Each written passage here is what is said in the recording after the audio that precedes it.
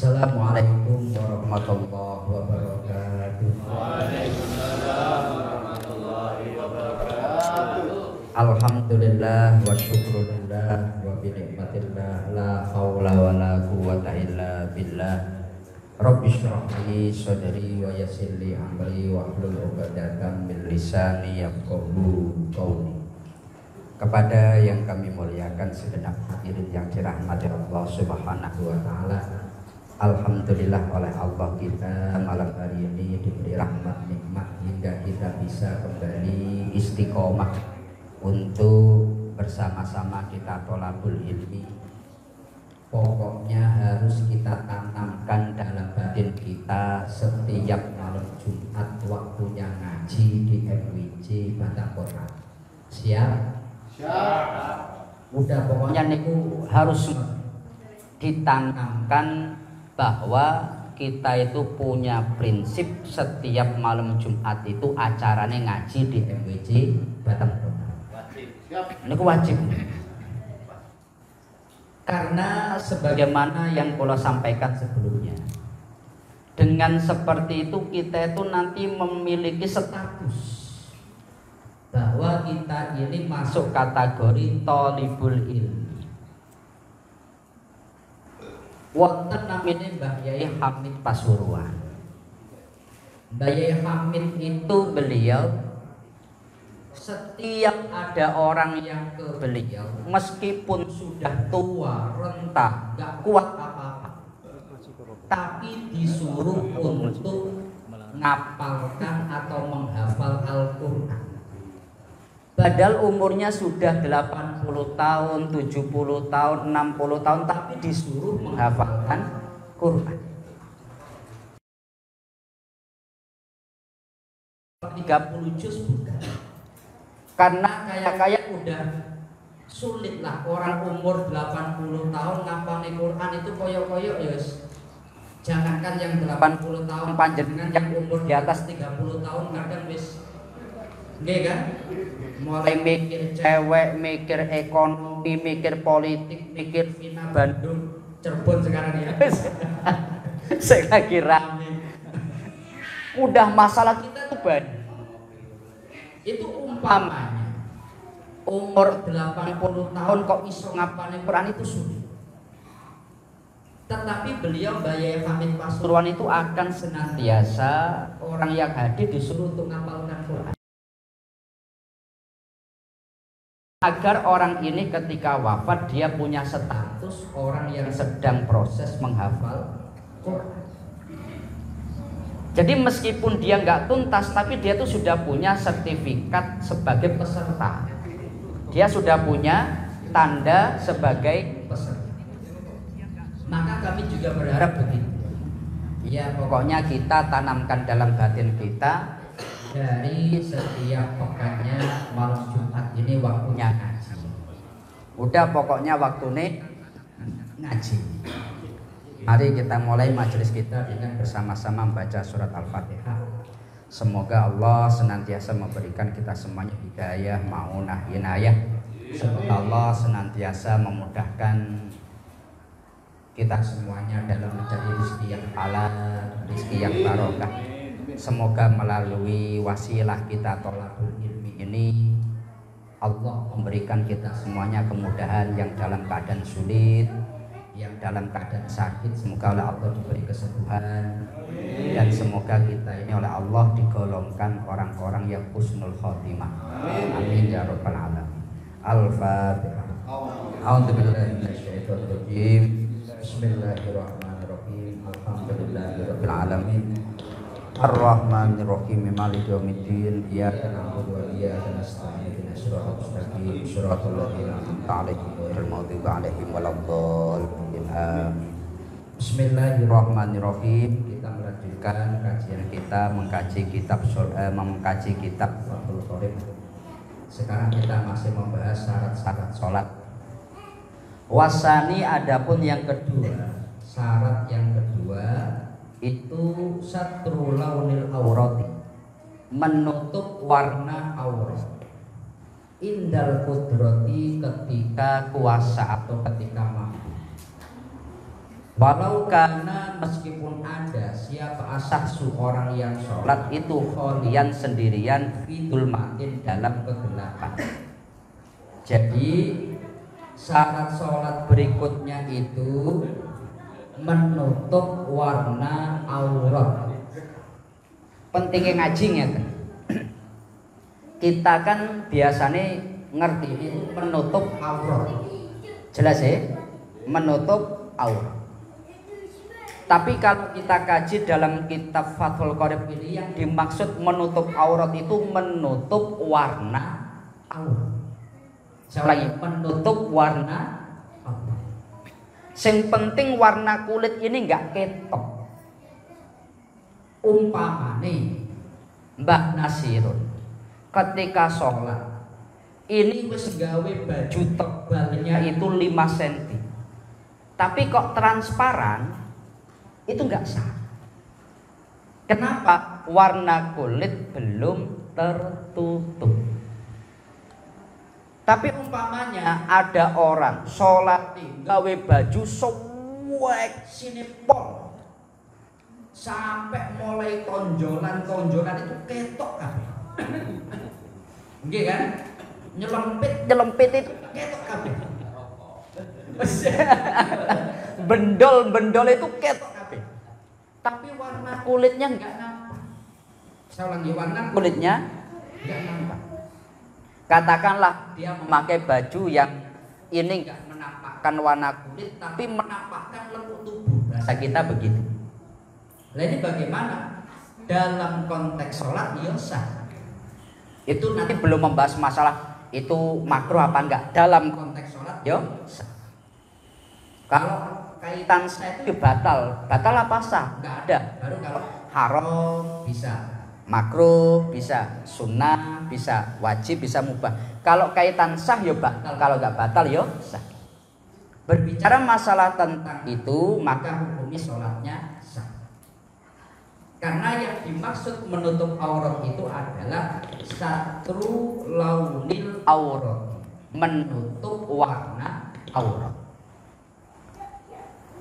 Lalu yang dimaksud menutup ini wal muradu as-satru min a'la wajani, menutup dari sisi atas dan dari sisi samping. Yang dimaksud menutup aurat itu dari sisi atas dan dari sisi samping. Kalau dari sisi bawah itu enggak apa-apa. Umpamane ada orang sholat di lantai 2 sampai yang di lantai 1. Ketika wonge sholat, toko ngisor itu ketok gondal gandul. Loh niki beneran. Dia tampak dari bawah. Tapi kalau dari atas itu enggak tampak. Kalau dari samping juga enggak tampak. Tapi kalau dari bawah tampak. Maka kalau tampaknya dari bawah itu enggak apa-apa. Tapi kalau tampaknya dari samping, mohon maaf umpamanya ada orang itu lengan bajunya sangat lebar sampai tampak bagian bawahnya yang semestinya ditutup jadi terbuka. Atau ada orang kerah bajunya lebar, ngapunten umpamane sholat gawe kaos oblong, kemudian kaosnya kerahnya wis melar, wis glebrek. Ketika sujud ketok udeli. Saya ulangi, ketika sujud ketok udeli atau ketika rukuk ketok udeli. Ya ini gak boleh. Karena yang dimaksud tampak itu menutup aurat dari sisi atas dan samping. Jelas ya? Kalau dari sisi bawah maka ini tidak apa-apa. Kemudian kalau umpamane orang itu ketika sholat terus wah iki kok ketok dari leher tubuh, dari kerah bajunya itu tampak. Ya sesekali kudu ditutup. Secepatnya kudu ditutup pakai tangan. Jangan dibiarkan terbuka, tapi harus secepatnya ditutup dengan contohnya sekarang. Sering sekali niku, bahkan planku sering kali ini ya untuk polling mawon lah, untuk ngecek. Ketika wong sholat, kemudian ketika sholat niku saat dia berdiri normal, tapi ketika dia ruku atau sujud, sing biasanya sholat pakai kaos, pakai celana, itu kaos narik ke bawah, pantatnya nampak. Nate atau pernah lihat apa enggak ini? Saya lagi pernah lihat apa enggak? Sering. Jangan-jangan sampai yang pelakunya.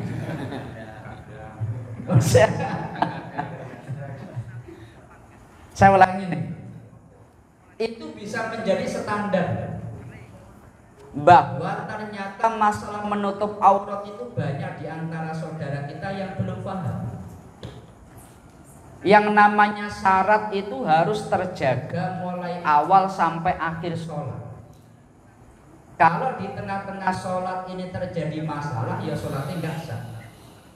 Dari awal dia ketika berdiri sholat, berdiri aurat tertutup. Tapi ketika dia sujud, kaosnya narik ke atas, kemudian celana narik ke bawah, pantatnya nampak dari belakang. Lah ini bagaimana? Ya auratnya terbuka. Solusinya pripun? Segera ditutup gawe tangan. Saya ulangi, segera ditutup gawe tangan. Kadangkala juga begitu, kita pakai kaos ternyata kaosnya itu pendek. Kan ada kaos yang ada panjang, ada kaos yang pendek. Ini ketika sholat yang buka, segera ditutup pakai tangan. Jangan dibiarkan, karena kalau dibiarkan berarti nanti syaratnya ini tidak terpenuhi, konsekuensinya sholatnya enggak sah. Jelas ya? Makanya kalau sholat niku sunai memakai pakaian yang paling bagus. Sholat itu kalau bisa kita memakai pakaian yang terbaik. Jangan sing penting kan nutup aurat antara pusar sampai lutut, maka cukup pakai sarung, kemudian nggak pakai baju. Ya secara hukum ya sah. Umpamanya dalam hal ini Mas Tarmidi budi Mas Tarmidi.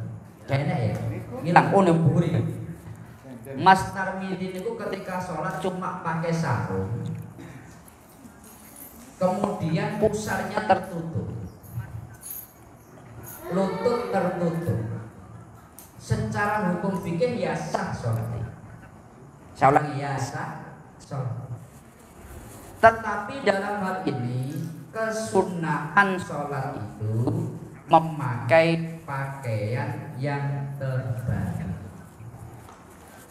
Makanya dalam hal ini di dalam kitab Al-Bajuri disebutkan wa yusannu lil musolli ayyal bisa lisolati asana siyabi lidhahiri qaulihi ta'ala khudhu zinatakum inda kulli masjid.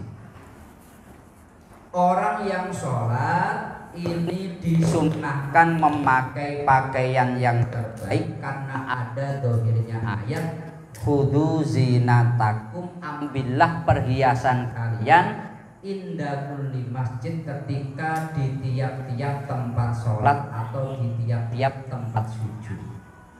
Kita ketika sholat itu makanya memakai pakaian yang terbaik. Jangan pakaian sing sifatnya itu, mohon maaf, ketika kita jalan-jalan, ketika kita ning mall pakaiannya paling apik. Tapi ketika kita sholat sing penting sah, ini kan masalah. Jelas ya? Perbandingannya itu enggak tepat. Perbandingannya itu kalau dia jalan-jalan, dia pakai sholat malah memakai pakaian sing biasa. Niku padha kami pingin niku. Umpamane malam Jumat niki daripada nganggur dari acara acara mending ning MWC ngaji. Saya ulangi dulu. Daripada nganggur dan acara mending ning MWC ngaji. Itu enggak tepat itu. Jangan kita punya mindset begitu. Karena ngaji itu sunnah, nganggur itu bukan wajib. Nganggur wajib ya. Ngaji itu wajib. Kuali kalau ngomong sunnah ya. Ngaji kuwi wajib. Anggur-angguran itu malah Allah itu enggak senang ketika ada orang, dia itu bahkan termasuk orang yang paling dibenci Allah itu menurut Umar bin Khattab, orang yang dia enggak ngapa-ngapain. Nganggur. Nah ini perkara sing dibenci Allah atau perkara sing sifat ini mungkin dalam konteks ini mubah. Keredaan yang omah itu kan ya mubah. Mau dibandingkan dengan perkara wajib. Semestinya itu wajib, perbandingannya wajib. Wong wajib dibandingkan sunnah saja ini nggak boleh. Apalagi kok mau dibandingkan dengan anggur. Makanya dalam hal ini perbandingannya harus jelas. Kalau kita ini keluar memakai pakaian yang terbaik, semestinya sholat harus lebih baik. Jelas ya? Bahkan sunnah ini ku sholat Naja HP-nya dikecilin.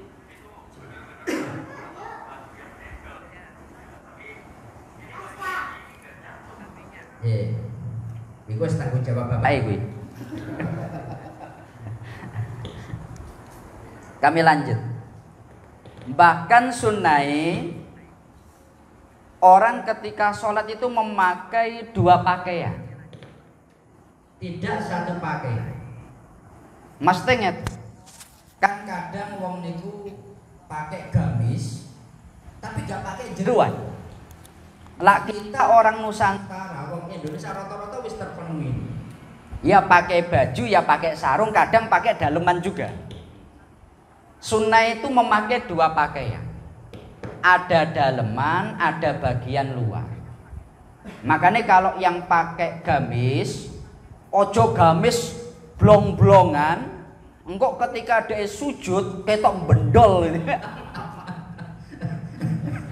Jangan begitu, harus enek rangkepane, bahasane kita ada dalemannya.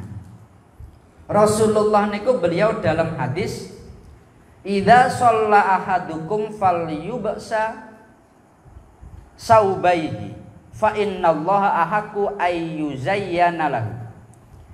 Orang ketika atau kalian ketika sholat hendaknya memakai dua pakaian kalian, karena Allah itu paling berhak untuk kita berhias. Makanya dalam hal sholat itu, kalau Imam Malik contohnya, wah ketika sholat niku nggih beliau persiapan betul. Kalau guru-guru kita pun juga begitu. Yo aslinya ngerti sholat ketika nggawe baju kerja itu sah, aslinya yang ngerti. Saya ulangi ya, sholat pakai baju kerja itu sah, aslinya yang ngerti. Sholat nggawe baju partai sah, aslinya yang ngerti. Sholat nggawe baju tim ses sah, aslinya ya ngerti. Tetapi ini dalam konteks sholat kita harus memakai pakaian yang paling bagus. Bahkan ketika kita sholat niku memakai pakaian sing sifatnya enek gambar-gambar yang ini menarik perhatian orang. Saya ulangi, sholat memakai pakaian yang ada gambar atau ada ukiran yang memang dibuat untuk menarik perhatian orang, ini secara hukum makruh. Umpamanya ketika sholat saman memakai pakaian coblos nomor 2, lah itu hukumnya makruh. Ya sholatnya sah tapi hukumnya makruh. Sholat tapi kalau umpamanya, mohon maaf, kalau batik itu kan nggak sampai menarik perhatian gitu. Yang dibuat menarik perhatian contohnya mungkin kayak baju iklan, ya supaya yang dibuat disetting untuk menarik perhatian. sarung BHS, mosok Mbah. Gua pamer biasanya gitu ketok-ketok ya.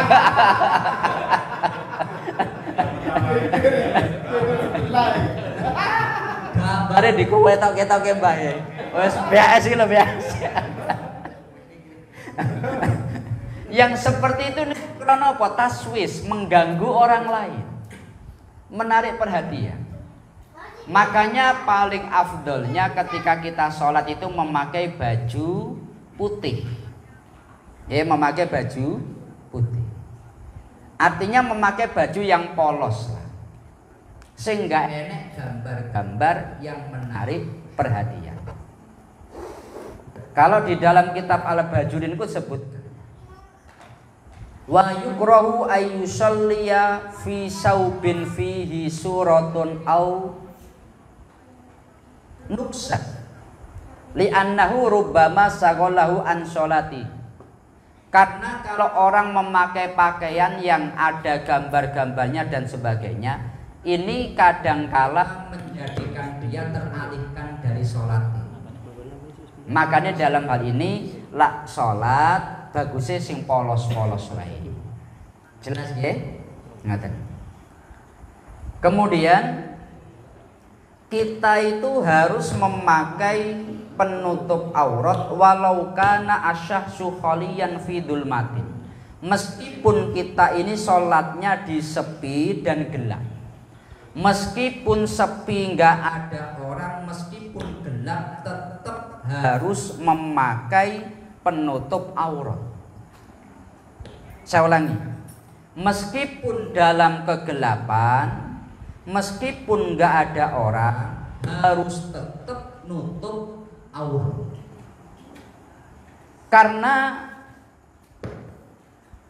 masalahnya, jadi bukan hanya sekedar sifat itu kita menutup dari manusia, tidak.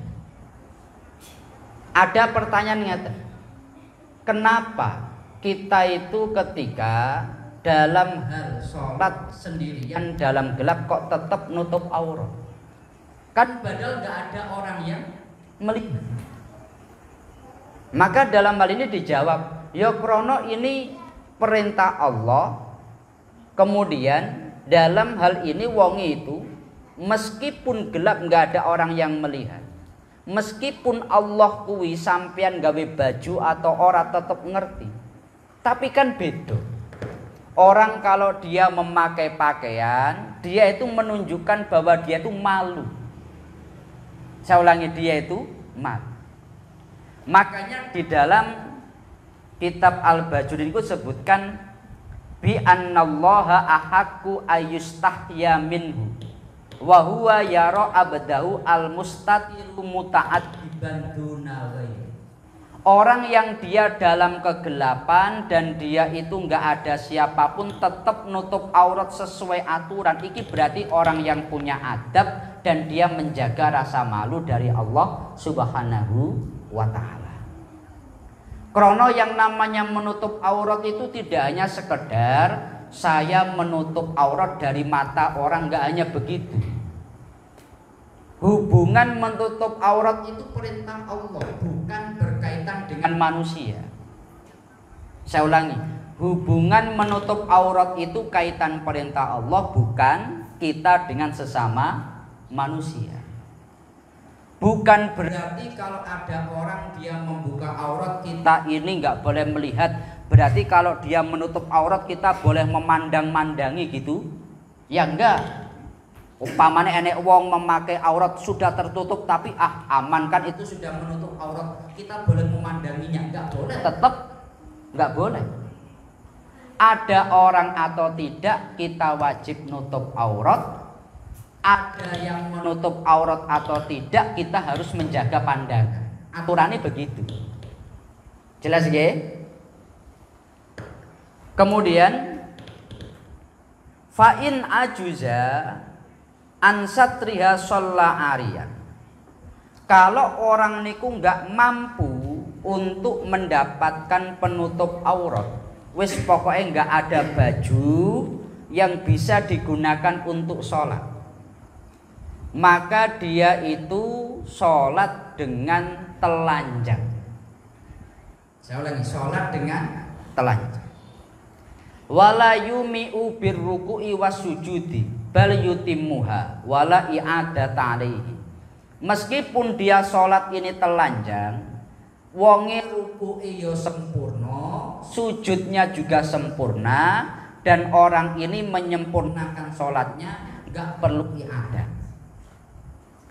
Tapi syaratnya orang yang dia nggak punya pakaian untuk menutup aurat.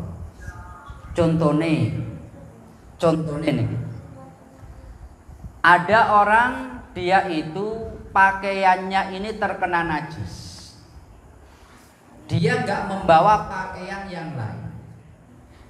Kemudian dia itu juga berada di tempat yang sepi, adanya pakaian orang, umpamanya pakaian koncone diletakkan di sana.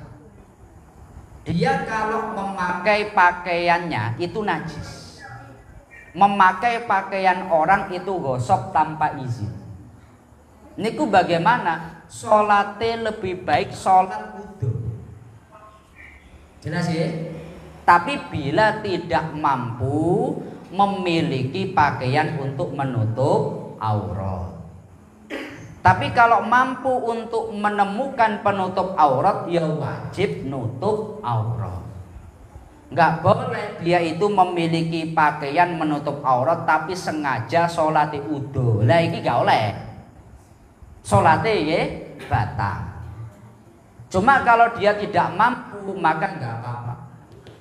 Contoh atau dalam keadaan bagaimana orang itu dia kok sholat tapi nggak menemukan aurat. Wasuratul ajzi alla yajida ma yasturu bihi auratahu aslan. Dia nggak menemukan penutup aurat sama sekali. Awajah in yadhurubi, atau daiku menemukan pakaian najis tapi dia tidak menemukan air untuk bersuci mensucikannya. Jadi ini pakaian najis tapi nggak ada air untuk mensucikannya.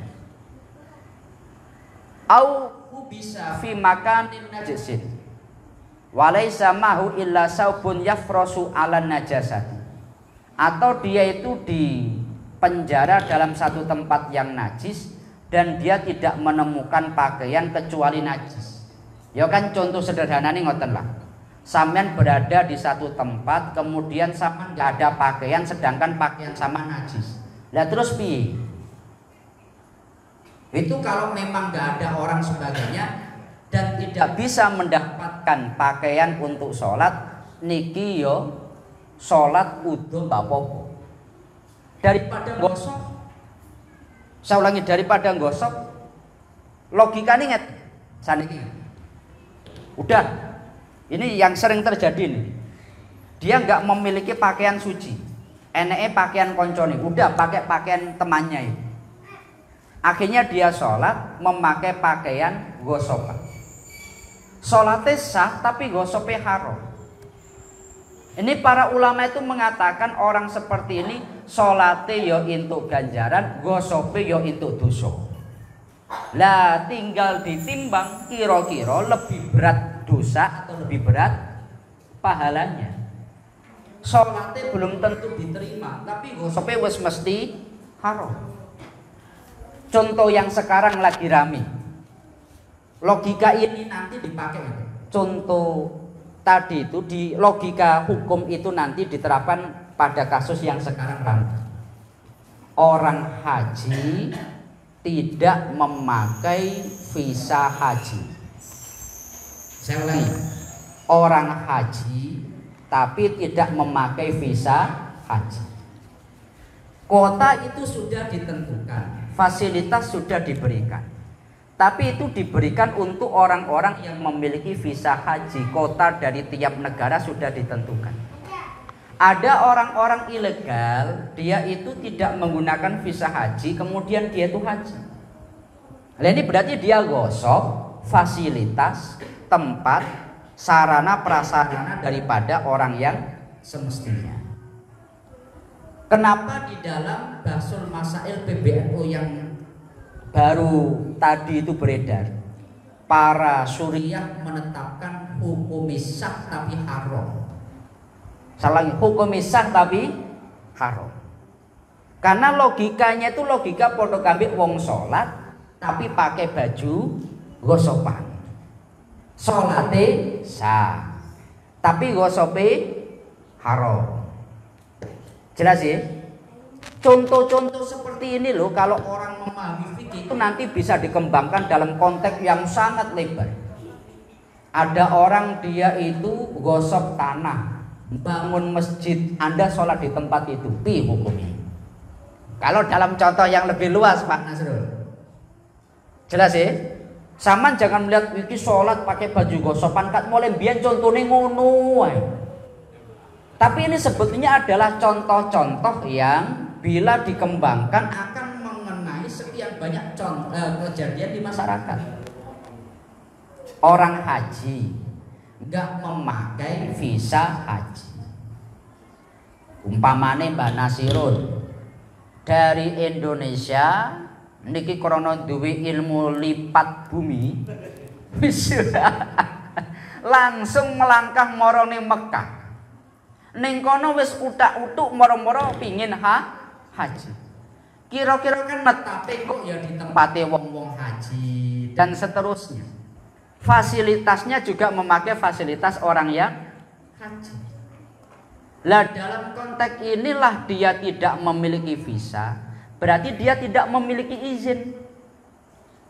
Oleh sebab itu dia podo kambik wong sholat sing berada di tempat gosopan atau dia memakai pakaian gosok. Para ulama dalam menghukumi ini tuh berbeda pendapat, tapi wis bisa kita samakan. Sebagian mengatakan wonge enggak entuk apa-apa. Salate kabeh gosoke wis pokoke enggak entuk apa-apa.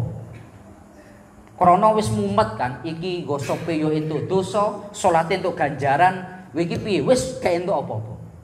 Sebagian mengatakan sholati intuk pahala, gosopi intuk dosa. Tetapi yang pasti sholatnya belum tentu diterima. Maka ketika saya diskusi itu, untuk orang yang haji dengan tidak memakai visa haji itu bagaimana? Yo haji nisab tapi nggak makbul, nggak mabrur. Jadi dia haji tapi nggak haji mabrur. Gara-gara apa? Haji sah tapi haram. Jelas ya? Nah ini saat ini sampean ketika sholat nggak ada pakaian yang layak, adanya pakaian orang, nggak boleh ada ngambil itu. Makanya kalau tidak mampu memiliki pakaian yang suci, lebih baik sholat dengan telanjang. Kenapa dalam fikih ditetapkan begitu? Karena ketika telanjang itu nggak sampai melakukan keharaman. Sing penting nggak nengarepe uang, nggih kan? Kan konteksnya ini sholat sendirian. Paham ya? Kemudian wayakunu satrul aurati bilibasin tahirin. Maka adanya penutup aurat itu menggunakan pakaian yang suci. Bukan pakaian yang baru tapi pakaian yang suci. Wa yajibu satruha aidon fi ghairi sholati anin nasi. Dan wajib juga menutup aurat selain dalam sholat, yakni dari sesama manusia. Wa fil khulwati, dan dalam sendirian pun juga harus menutup aurat. Illa li hajatin, kecuali karena hajat. Orang itu nggak boleh membuka auratnya kalau tidak ada hajat. Aurat itu sebetulnya apa? Aurat itu aslinya aib. Saya ulangi, aurat itu aslinya aib. Makanya orang yang dia itu terbuka auratnya itu orang yang rata-rata ya fitrah orang, normalnya orang kalau aurat terbuka itu akan malu.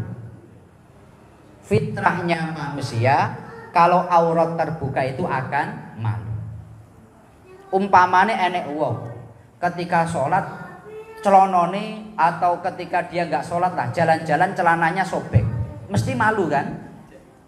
Perkara yang semestinya ditutup malah terbuka, mesti malu. Maka aurat itu kalau secara istilah, secara bahasa itu perkara yang membuat orang malu atau aib. Tapi kalau dalam konteks sholat, perkara yang wajib ditutup saat orang itu sholat. Wa masyatuwa an nafsi fala yajibu. Kalau dia menutup untuk dirinya sendiri itu nggak wajib. Artinya ngeten, aurat sampeyan itu oleh nggak sampeyan belum. Umpamane dibuka, alhamdulillah sik panggah ini. Tapi kok nggak nambah kayak gitu. Sik utuh alhamdulillah. Jadi aurat itu kalau untuk diri sendiri tidak wajib ditutup. Lakin yukrohu nadru ilaiha, tapi melihatnya itu makruh. Didelok, masya Allah ini. Itu makruh. Jelas ya? Tetapi delok pada aurat ini untuk diri sendiri nggak wajib ditutup. Kemudian wa auratul zakari ma baina surrati wa rukbatihi wa kada al ammatu. Adapun aurat laki-laki itu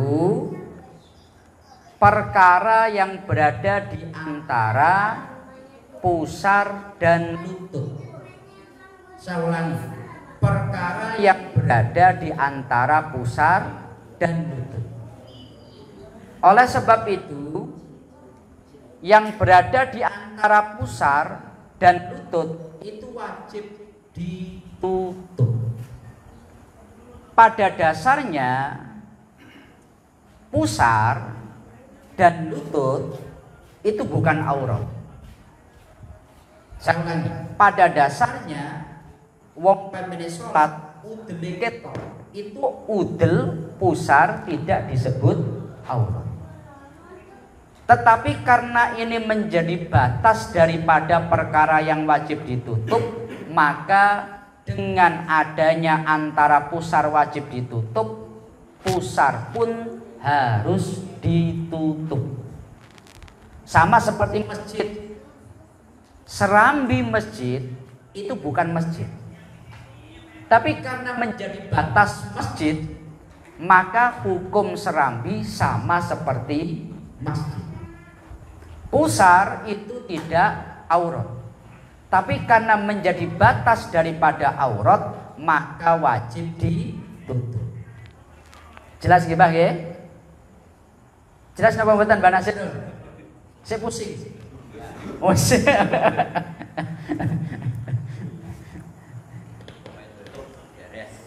kemudian dados ngeten. Dulu niku kula pernah ya ada perdebatan para ulama terkait dengan aurat itu apa? Standar aurat itu mana? Kalau di dalam kitab I'anah itu disebutkan bahwa Imam Ahmad bin Hambal mengatakan aurat laki-laki itu hanya sau'ataini, kubul dan dubul, itu aurat. Jadi yang dimaksud aurat kalau menurut Imam Ahmad bin Hambal itu ya pokoknya dalan ngarep sampai dalan buri itu aurat. Tapi kalau di mazhab Syafi'i, aurat itu antara pusar dan lutut. Semua yang berada antara pusar dan lutut wajib ditutup karena semuanya aurat. Tapi sebetulnya kalau dibuat sebuah diskusi dua pendapat ini, kadang kula mikir itu pendapatnya Imam Ahmad bin Hambal lebih kuat. Karena pendapatnya Imam Syafi'i itu ya kalau ini diskusi ya bisa kita sebut nggak jelas. Ya umpamanya ngeten. Yang namanya aurat itu apa? Antara pusar dan lutut itu aurat. Nggih padha kambik. Yang namanya kantor wali kota itu mana? Udah pokoknya antara Belian sama Bengkong itu ya kantor wali kota. Kantor wali kota itu mana? Antara Belian sama Bengkong. Bener apa enggak? Loh, Bener apa enggak? Saya ngomong gitu, bener apa enggak? Ya bener. wilayahnya. Tapi enggak jelas kan? Omongannya bener. Saat ini yang namanya kantor wali antara Belian dengan Bengkong, bener apa enggak? Ya bener. Tapi masa semuanya dihukumi Masjid Agung? Ya kalau Imam Ahmad bin Hambal langsung memvonis yang namanya aurat itu mana? Ya dua jalan itu. Langsung jelas, tegas. Tetapi konsekuensi ini umpama nih dalam konteks ini Imam Ahmad bin Hambal wong salat gawe cawet tok umane. Ya terus piye ini? Makanya kalau dari sisi dalil Imam Ahmad lebih kuat, tapi Imam Syafi'i itu dalil ikhtiyar, ngati-ngati. Ya memang kuat. Tetapi mosok enek wong salat megor cawetan tok.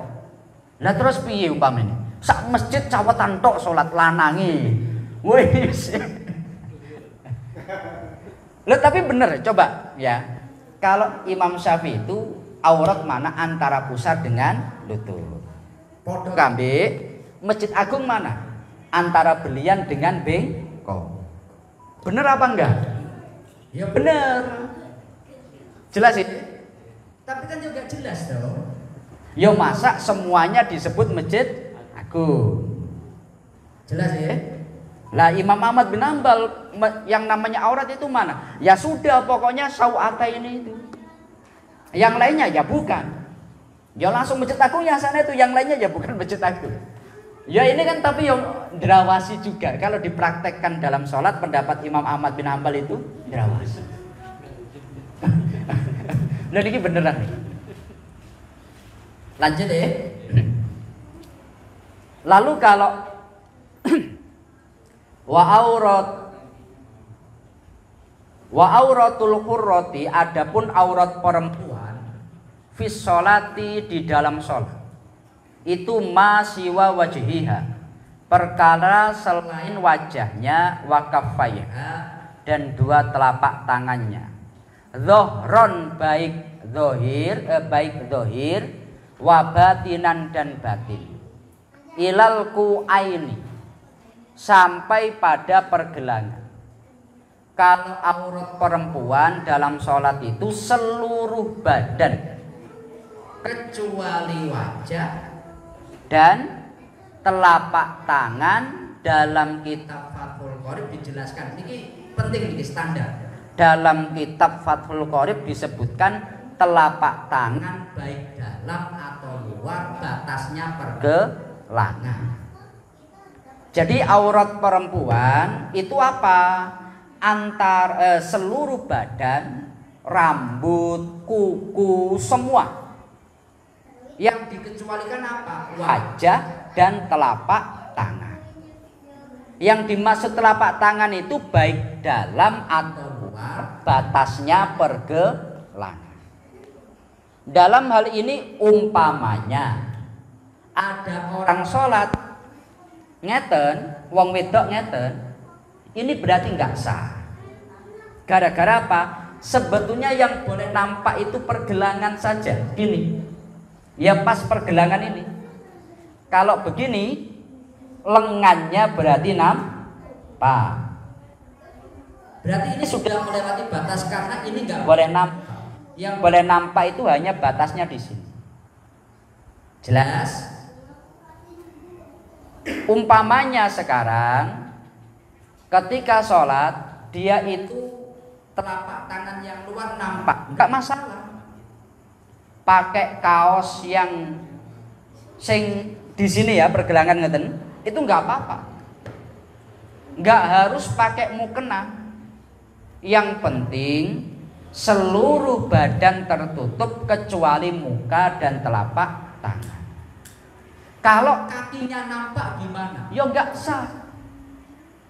Saya ulangi, kalau kakinya nampak dalam sholat ya nggak sah. Kenapa? Yang boleh nampak hanya muka dan tangan. Sering ini terjadi. Sholat ketika sujud kakinya nampak. Lah terus piye? Kalau dia tahu ya ditutup.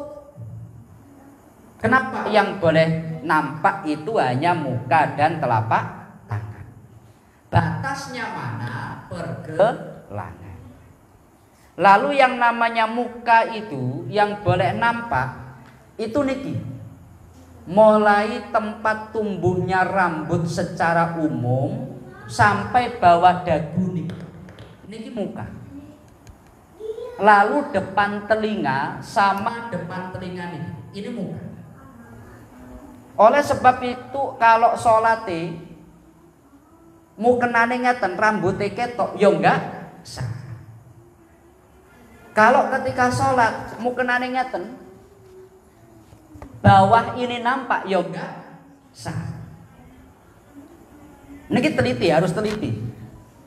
Makanya berkaitan dengan mukena perempuan itu pondok-pondok salaf rata-rata mengeluarkan panduan mukena syar'i. Jelas ya? Karena hal seperti ini kan menyangkut sah dan tidak. Orang itu rata-rata nggak teliti. Yang harus kita perhatikan itu adalah kalau tangan itu batasnya adalah pergelangan. Maka kalau sholatnya ini wis nggak sah. Kenapa? Ini nampak. Ya kalau berbicara lintas madhab nanti ada madhab Maliki yang lebih toleran sebagainya. Tapi dalam konteks fikih madhab Syafi'i di dalam kitab Fathul Qorib wa kaffaiha dhahron wa batinan ilal qu'ain, boleh nampak tapak tangan luar dan dalam, batasnya sampai pergelangan. Jelas ya? Lalu wajah itu mulai tempat tumbuhnya rambut ini sampai bawah dagu. Makanya kalau coba nanti dicek bojone, ya kan? Mukenane niku yang di sini ada segitiganya apa enggak? Mukenan itu kan ada yang langsung ngeten. Tapi ada yang biasanya wonten segitiga gini. Kalau yang langsung ngeten wis jelas niku di sini nampak itu. Kalau mukenanya seperti jilbab, wis mesti sing kene nampak. Tapi kalau setelah gini terus kemudian ada segitiganya, itu untuk nutup ini. Insya Allah nggak apa. Coba dicek. Ini menurut Fathul Qorib ketentuannya harus begini. Wah keren kan? Mungkin kan? Ya kita kan sebagai suami kan ku angfusakum wa ahlikum naro. Mungkin praktek nih, berarti kayaknya terus dicipok nggak? Keren nih mas. Jelas ya Pak ya? Dada sangat. Kemudian amma auratul hurrati kharijas sholati, adapun aurat perempuan di luar sholat. Jadi kalau tadi di dalam sholat, tapi kalau di luar sholat fajami'u badaniha, seluruh badannya itu aurat. Saya ulangi, ini kalau di fikih madhab Syafi'i, perempuan itu kalau di luar sholat seluruh badannya itu aurat. Makanya kalau berbicara hukum, kulon itu paling repot nyikapi wong sing gawe cadar. Sampeyan, yo kita ini wong NU, yo wong NU. Tapi kita ini juga ngerti ilmu, ngerti hukum. Kalau di madhab Syafi'i, seluruh badan itu aurat. Makanya kalau di madhab Syafi'i itu perempuan ya kudu nggak cadar. Tapi kalau dipraktekkan, ini nggak NU, inilah repot ini. Saya ulangi lagi. Ya ini ngaji betul ini. Seluruh badan, artinya nggak ada pengecualian ini. Itu aurat. Maka dalam konteks fikih madhab Syafi'i, perempuan itu kudu nutupi kabeh. Nggih, kudu nutup kabeh. Tapi di sini orang Indonesia itu rata-rata malah membuka. Lah di sini muncul dalam hal ini pendapat di madhab Hanafi, pendapat dalam Ibnu Abbas, pendapat mayoritas ulama tafsir memberikan toleransi kepada masalah. Tapi untungnya ini di luar sholat. Tapi kalau di dalam sholat ini kan yang sentral kan. Kalau di luar sholat itu, di dalam kitab Fathul Qorib, seluruh badan perempuan aurat, nggak ada pengecualian. Jelas. Lah saiki pemene enek wong NU cadaran sampean pripun? Lha ini kalau kita ngaji lho nggih. Artinya kalau ngaji itu coba kita lepaskan hal-hal seperti itu yang kita ngerti. Kan yes. Bahasane ngeten. Coba niki. Kadang kita itu repot juga. Kita itu ngerti. Yang kunut itu Imam Syafi'i, Imam Ahmad bin Hambal. Imam Syafi'i, Imam Malik. Yang enggak kunut itu Imam Abu Hanifah, Imam Malik. Mohon maaf, yang enggak kunut itu Imam Abu Hanifah sama Imam Ahmad bin Hambal. Yang kunut itu Imam Syafi'i sama Imam Malik. Cuma Imam Malik itu qoblar ruku'i, sebelum ruku. Kalau Imam Syafi'i setelah ruku. Imam Ahmad bin Hambal dan Imam Abu Hanifah itu enggak kunut, bahkan Imam Abu Hanifah mengatakan bid'ah. Ini adalah pendapat yang jauh sebelum adanya Nahdlatul Ulama dan Muhammadiyah. Jelas apa betul? Orang-orang Nahdlatul Ulama yang mengikuti pendapat-pendapat ini. Tapi lah kita berbicara wong awam, sing gak kunut Muhammadiyah, sing kunut baru NU.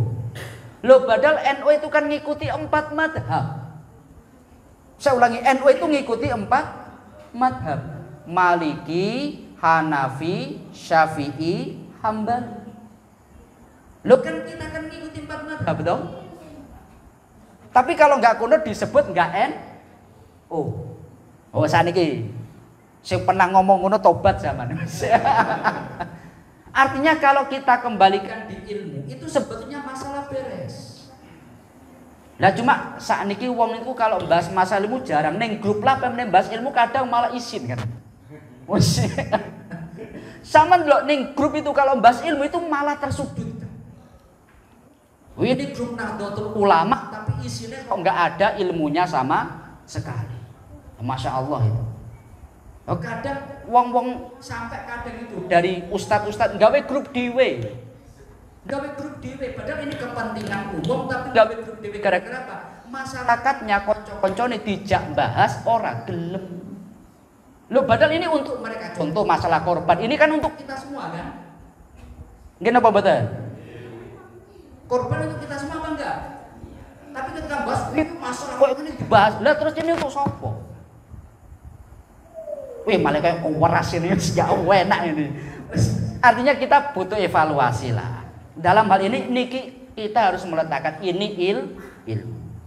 Contoh sederhana tadi, NU mengikut 4 madhab. Saya bukan berarti membela Muhammadiyah enggak yo. Tapi ini atas dasar ilmu. Sik Mbah, aku ngomong di rumah riba. Engko wae lah tak tutup sampean ngomong. Ini maksudnya ini atas dasar ilmu. Coba sampean pikir. Kita Nahdlatul Ulama mengikut 4 madhab.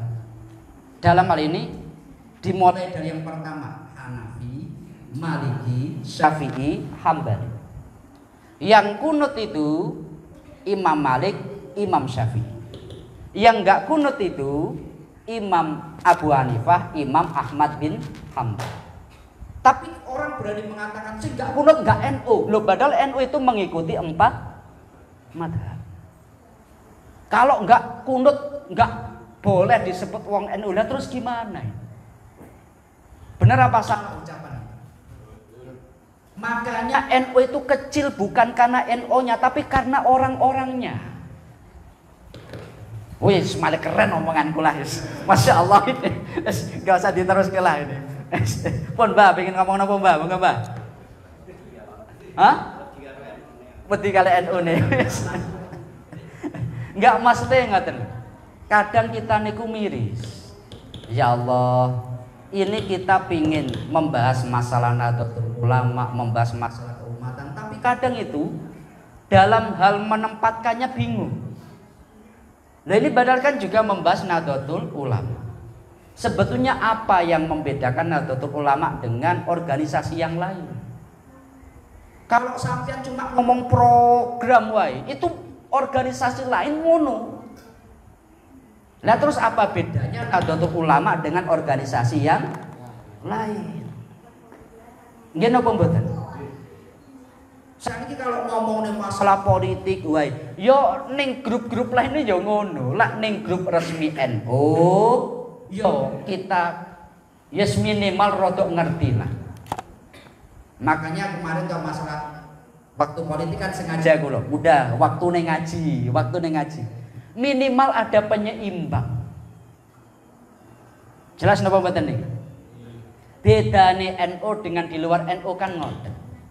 Makanya dalam hal ini seandainya kita mau mengembalikan hal itu dalam porsi ilmu, insya Allah itu akan selesai. Yang membuat NU kecil itu bukan NU-nya tapi orangnya. Dia napa mboten? Lah wonge hadir napa mboten niki? Enggak niku guyon. Ya nggih. Ya sesekali ngomongnya rada keras lah. Yes. Endah-endahe ngomong ning awak kula piyambak dan ngomong teng kita semua lah. Selanjutnya wal auratu lughatan an-naksu. Adapun aurat kalau secara bahasa itu disebut naksu, kurang. Waktu telah kusyatan alama yajibu satruhu. Adapun kalau yang dikendaki secara syariat yang namanya aurat itu perkara yang harus ditutup.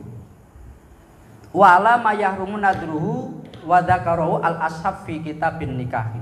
Jadi ini masalah tentang aurat, bahwa orang ketika sholat wajib menutup aurat. Yang dimaksud menutup aurat itu menutup warna aurat. Jelas ya? Lak wongi kulitnya putih yo biar gak nampak. Kalau sudah gak nampak, kalau hitam kalau sudah gak nampak, dan seterusnya. Nah ini mungkin pembahasan kita, mungkin ada yang ingin ditanyakan, monggo kami persilakan.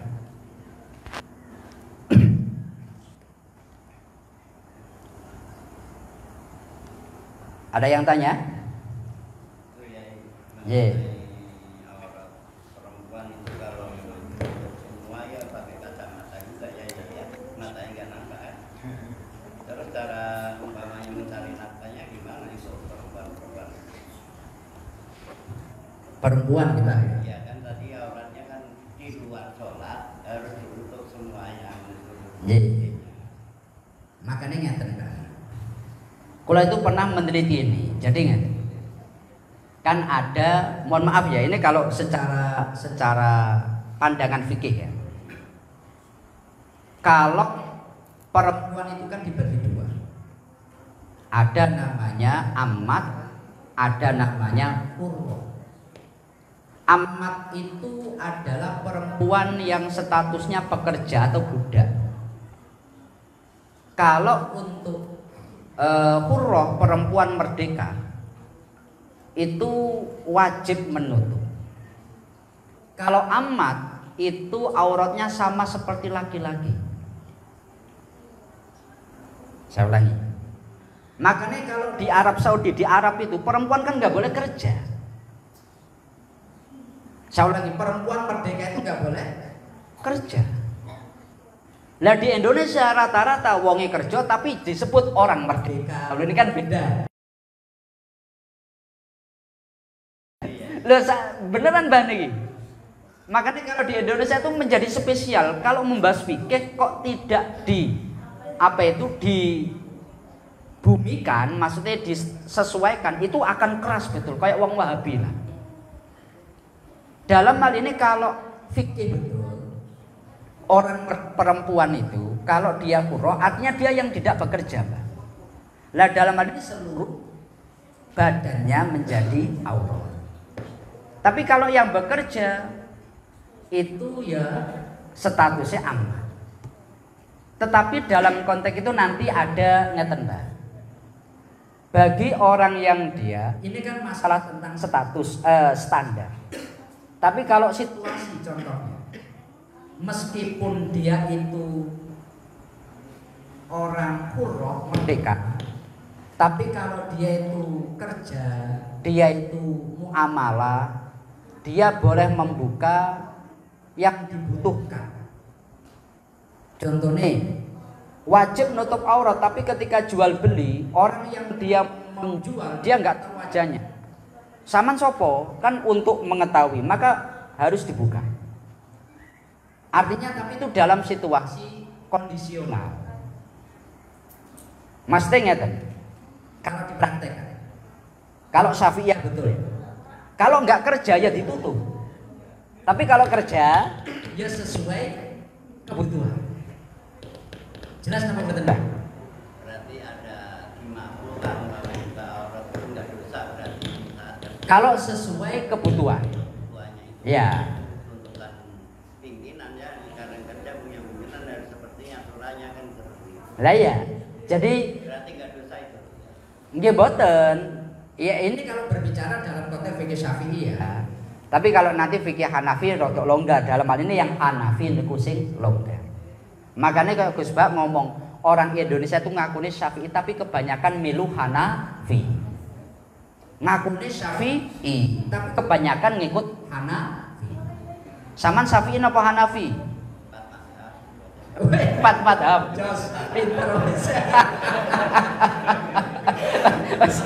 Alhamdulillah luar biasa. Enggak mungkin ada lagi yang tanya.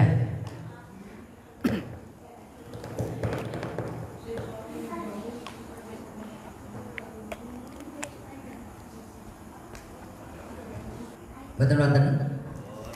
Dados nggih niku nggih. Dalam hal ini kewajiban kita niku di Nahdlatul Ulama ini kan ngaji, Nggih kan? Ngaji.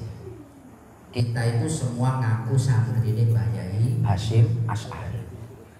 Kalau kita statusnya sudah sebagai santri, kewajiban santri niku ya ngaji. Saya ulangi. Wong NU itu kabeh santri. Kenapa? Karena ngaku santrine Mbah Hasyim Asy'ari. Tapi ojo lali, jangan melupakan ngaji. Minimal kalau nakal melayune wadoh nggak sampai bablas keluar pagar. Kenapa? Karena ada rimnya. Minimal ketika dia pola, dia itu bertingkah nggak sampai keluar aturan syariat. Kenapa? Ada batas yang telah difahami. Disinilah pentingnya kita ngaji. Jelas ya? Al-Fatihah. Bismillahirrahmanirrahim. Alhamdulillahirabbil alamin arrahmanir rahim maliki yaumiddin. Iyyaka na'budu wa iyyaka nasta'in. Ihdinas siratal mustaqim. Shiratal ladzina an'amta 'alaihim ghairil maghdubi 'alaihim waladdallin. Kurang lebihnya dari kami mohon maaf. Wallahul muwaffiq ila aqwamit thoriq. Assalamualaikum warahmatullahi wabarakatuh.